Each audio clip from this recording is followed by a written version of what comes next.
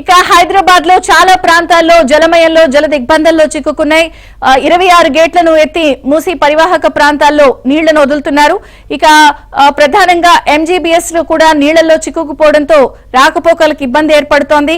అలాగే అక్కడ చిక్కుకున్న ప్రజల్ని కూడా తాళ్ల సహాయంతో బయటకు లాగేసిన పరిస్థితి. ఇక మొత్తంగా హైదరాబాద్ లో చాలా ప్రాంతాల్లో వరద ఉధృతి, వర్ష ప్రభావం స్పష్టంగా కనిపిస్తోంది. ఇక వివరాలు అందించడానికి మూసారాంబాగ్ నుంచి నుమాన్, ఎంజీబీఎస్ నుంచి రాజేష్, పురాణా పూల్ నుంచి మణికంఠ సిద్ధంగా ఉన్నారు. ముందుగా నుమాన్ తో మాట్లాడదాం. Numan, updates please.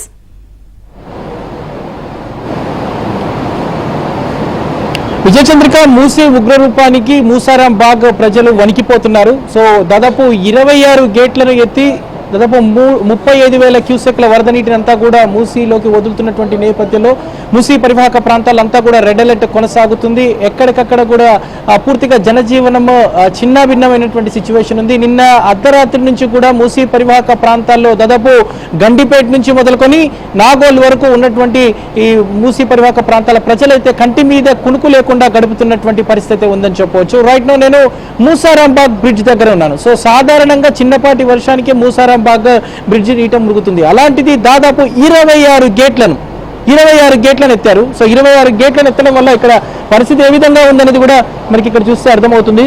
పూర్తిగా మూసారాంబాగ్ బ్రిడ్జ్ నీట మునిగింది. పక్కన ఉన్నటువంటి పైప్ లైన్ దాదాపు 30 అడుగుల ఎత్తులో ఉన్నటువంటి ఆ పైప్ లైన్ కూడా దాదాపు మునిగింది. అంటే దాదాపు ఒక 20 ఫీట్ల మేర వర్షపు నీరు అంతా కూడా, వరద నీరు అంతా కూడా ఉప్పొంగడంతో ఇక్కడంతా కూడా ఒక సముద్ర ప్రవాహం అయితే హైదరాబాద్ నగర నడిబొడ్డున మనకి ఇక్కడ కనిపిస్తుందని చెప్పొచ్చు.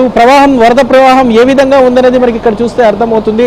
హైదరాబాద్ నగర నడిబొడ్డున ఉన్నటువంటి సిచ్యువేషన్ ఇది. జంట జలాశయాలకు సంబంధించి మొత్తం గేట్లను దాదాపు 26 గేట్లను ఎత్తారు. ఈ నేపథ్యంలో ఇప్పటికే ఈ వాహనాలన్నీ కూడా నీట మునిగాయి. మరోవైపు ఇల్లు కూడా నీట మునిగాయి. గుళ్ళు, అదేవిధంగా పక్కన ఉన్నటువంటి దోబీ ఘాట్లు నీట మునిగాయి. పెట్రోల్ బంక్ మన పక్కన చూస్తున్నాం, ఆ పెట్రోల్ బంక్ కూడా పూర్తిగా నీట మునిగింది. వాహనాలు, లారీలు, కార్లు అన్ని కూడా ఎక్కడికక్కడ నీట మునిగినటువంటి దృశ్యాలు కూడా ప్రస్తుతం మనం ఏబిఎన్ స్క్రీన్ లో చాలా క్లియర్ గా చూస్తున్నాం. ప్రస్తుతం స్థానికులు ఉన్నారు, వారితో కూడా మనం మాట్లాడదాము.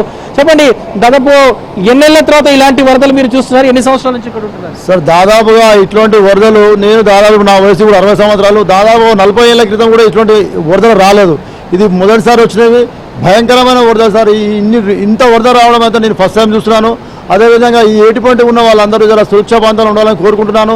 అదేవిధంగా అక్కడ మూసారాంబాగ్ నుంచి అక్కడ బ్రిడ్జ్, చంద్రఘాట్ బ్రిడ్జ్ నుంచి ఏటిపంటి మొత్తం విపరీతమైన వరద, మొత్తం ఇక్కడ అన్ని కొట్టుకుపోతున్నాయి. పరిస్థితి ఘోరంగా ఉన్నది. గుళ్ళు గోపురాలు, అక్కడ ఉన్న స్టాచ్యూలు అన్ని కొట్టుకుపోతున్నాయి. దయచేసి ప్రభుత్వము వారికి పునరావాస సౌకర్యం కల్పించి వాళ్ళని కాపాడవలసిందిగా ఈ ప్రభుత్వాన్ని మేము ఇక్కడ నుంచి విన్నవించుకుంటున్నాం సార్. ఏంటి పరిస్థితి? నిన్న రాత్రి నుంచి మీ సిచ్యువేషన్ ఏంటి? ఇంత వరదలో ఎట్లా ఉంటున్నారు? బిక్కుమంటూ ఉన్నాం సార్. మొదటి లైన్లో ఉన్నాం మేమంతా. మొదటి లైన్ కూడా వస్తుందా, వరద వస్తుందా, మరి ఏమవుతుంది, మేము ఉంటామా పోతామా అని బిల్డింగ్ ఎక్కి అందరం రాత్రిపూట బిల్డింగ్ ఎక్కి బిక్కుమని జీవనం సాగిస్తున్నాం సార్. చాలా భయంకరంగా ఉంది ఇక్కడ. మీరైతే ఎత్తంత ప్రభుత్వం చర్యలు తీసుకొని ఈ వరదకు అడ్డుకట్ట ఎట్లా చేస్తారో, ఏం చేస్తారో చూసుకోవాలని కోరుతున్నాం సార్ ప్రభుత్వాన్ని. చూడొచ్చు, ఇక్కడ బిక్కుమంటూ గడుపుతున్నామని చెప్తున్నారు. సార్ చెప్పండి, మీరు ఎన్ని సంవత్సరాల నుంచి ఇక్కడ ఉంటున్నారు? 1998 సంవత్సరం నుంచి ఇక్కడే ఉంటున్నాము.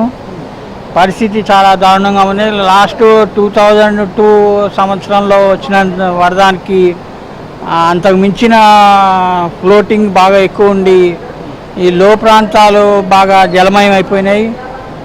ఈ చుట్టుపక్కల కార్ షెడ్స్, అటుపక్క కోళ్ల చాలా దెబ్బతిన్నాయి. ఈ పరిస్థితి మరింత రాకుండా ఉండాలంటే రాత్రి నుంచి ఎలా ఉంటున్నారు సార్? మొత్తం ఇంత వరద ప్రవాహం మధ్యనే మీ ఇల్లు ఉన్నాయి. సో ఎట్లా ఉంటున్నారు రాత్రి నుంచి? ఈ చుట్టుపక్కల ప్రాంతాల వారు అందరూ కూడా మ్యాక్సిమం బిల్డింగ్ల పైకి ఏర్పాట్లు చేసుకుంటున్నారు. అతి కష్టం మీద ఇప్పుడు ఏదైనా కిరాణా షాపులు, జనరల్ స్టోర్స్కి ఇలా వెళ్ళాలన్నా కూడా టీవీ టవర్ వరకు వెళ్ళి కూడా క్రాస్ చేయవలసి వచ్చిన పరిస్థితి వస్తుంది. ట్రాఫిక్ చాలా ఇబ్బంది పడుతున్నారు. ఇంకా 2 రోజులు వర్షాలు ఉన్నాయి, మరి ఏంటి మీ పరిస్థితి? మరి అప్పటి వరకు మరి మీరు ఇక్కడే ఉంటారా, ఖాళీ చేసి వెళ్ళిపోతారా ఏంటి? ఇప్పుడు ఆల్రెడీ ఇంతకుముందు 10-15 సంవత్సరాలు బట్టి కట్టుకున్న ఇళ్లను వదిలిచి మనం దూరం వెళ్ళే పరిస్థితి లేని పరిస్థితి. పిల్లలు కూడా ఇప్పుడిప్పుడే అభివృద్ధిలోకి వచ్చే టైంలో ఈ పరిస్థితిలో కాలేజీలు పిల్లల్ని వదిలిపెట్టి వెళ్ళడం అంటే చాలా ఇబ్బంది అనిపిస్తుంది. ప్రభుత్వం ఈ మూసీకి ఇరువైపులా వీలైనంత వరకు రిటైనింగ్ వాళ్ళు కట్టే ప్రయత్నం చేస్తే కొంతలో కొంతవరకు ఇరువైపులా భద్రత కల్పించినట్టు అనిపిస్తోందండి. ప్రభుత్వం రిటైనింగ్ వాళ్ళు కట్టితే అందరికీ సౌకర్యంగా ఉంటుందని మా అభిప్రాయం అని చెప్తున్నాను సార్. చూడొచ్చు ఇక్కడ ఇది పరిస్థితి మొత్తం మనం చూస్తున్నాము. పరిస్థితి ఏ విధంగా ఉందనేది ఇక్కడ చూస్తే మనకు చాలా క్లియర్ కట్గా అర్థమవుతుంది. హైదరాబాద్ నగరంలో మొత్తం దాదాపు గ్రేటర్ పరిధిలో 55 కిలోమీటర్ల మేర మూసీ ఉంటుంది. సో ఏదైతే ఈ మూసీ నది ప్రవాహం దాదాపు 55 కిలోమీటర్ల మేర కూడా ఇదే స్థాయిలో ఉంది.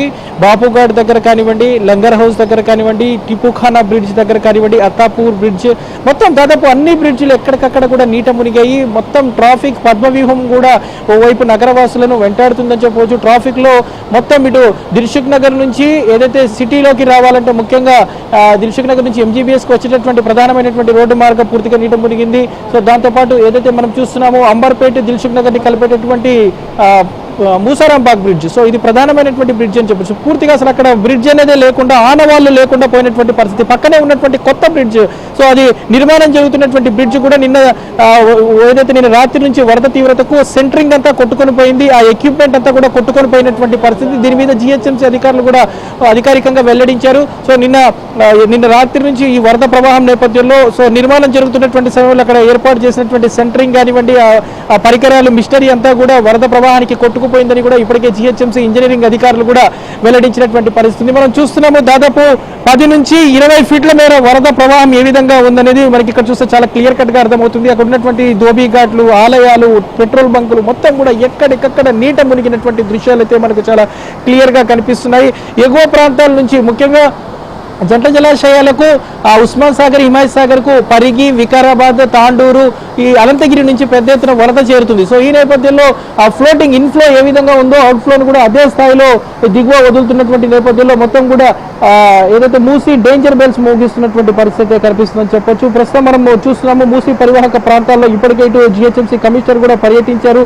సో GHMC కమిషనర్, జోనల్ కమిషనర్లు కూడా పర్యటించారు. దాదాపు ఇప్పటి వరకు 6 పునరావాస కేంద్రాలను ఏర్పాటు చేసి 1000 మందిని ఏదైతే పునరావాస కేంద్రాలకు తరలించినట్లు కూడా చెప్తున్నటువంటి పరిస్థితి ఉందని చెప్పవచ్చు. సో నిన్న రాత్రి నుంచి కూడా ఇటు ఓవైపు హైడ్రా కానివ్వండి, GHMC అధికార యంత్రాంగం అంతా కూడా ఎలర్ట్ అయినటువంటి పరిస్థితి. ఎక్కడికక్కడ కూడా మొత్తం కూడా చూస్తున్నాము మూసీ మహోగ్ర రూపానికి ఇటు మూసీ పరివాహక ప్రాంతాల్లో ఉన్నటువంటి ప్రజలు బిక్కుబిక్కుమంటూ గడుపుతున్నటువంటి పరిస్థితి. కంటి మీద కొనుక్కు లేకుండా రాత్రి నుంచి ఏదైతే బిల్డింగ్ మీద తమంతా పడిగాపులు కాస్తున్నామంటే కూడా ఇక్కడ ఉన్నటువంటి ఏదైతే స్థానికులతో తమ ఆవేదన వ్యక్తం చేస్తున్నటువంటి సిచ్యువేషన్ అయితే మనకు కనిపిస్తుందని చెప్పవచ్చు. మొత్తానికైతే మనం చూస్తున్నాము మూసీ పరివాహక ప్రాంతంలో రెడ్ అలర్ట్ కొనసాగుతుంది. హై టెన్షన్ నడుమన పూర్తిగా ఇటు జంట జలాశయాల గేట్లు ఎత్తడంతో ఇటు హైదరాబాద్ నగర పరిధిలో ఉన్నటువంటి మూసీ పరివాహక ప్రాంతాల్లో ఉన్నటువంటి ప్రజలందరూ కూడా ఆందోళన వ్యక్తం చేస్తున్నారు.